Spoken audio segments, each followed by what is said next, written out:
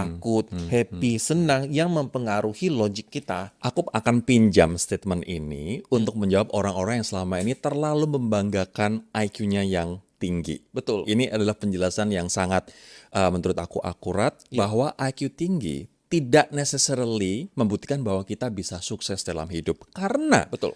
ternyata dalam hidup yang lebih dibutuhkan adalah emotional Emotion. quotient. Betul. EQ.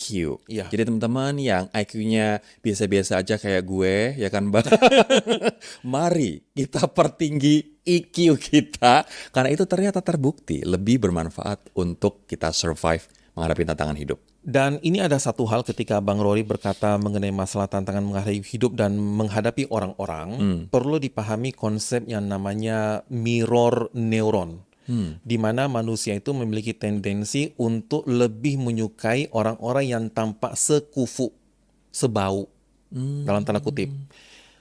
Sebau, sekufu itu menimbulkan rasa familiarity kepada orang lain yang membuat ia itu merasa nyaman. Maka kita tahu kenapa sih ada orang-orang yang dapat pasangan itu toksik meluluk. Iya, Karena mungkin dalam kehidupannya sehari-hari yang namanya love itu adalah toksik. Iya, Dia familiar di situ. Betul. Nah sekarang mengenai masalah kehidupan yang kita bahas sekarang ini, kalau kita bisa mengontrol emosi, orang tidak memandang kita itu perkara kamu pintar IQ dengan kamu yang bodoh IQ.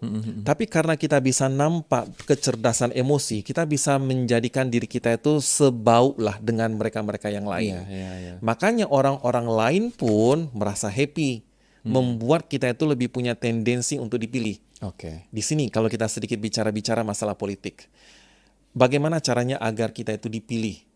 Namanya politik itu kan bukan kemenangan 100%. Yang paling penting adalah dapat suara mayoritas. Maka yang perlu kita lakukan adalah pahami bagaimana karakter mayoritas orang, kita jadilah seperti mereka. Tendensi kamu tuh akan terpilih karena ada faktor mirror neuron.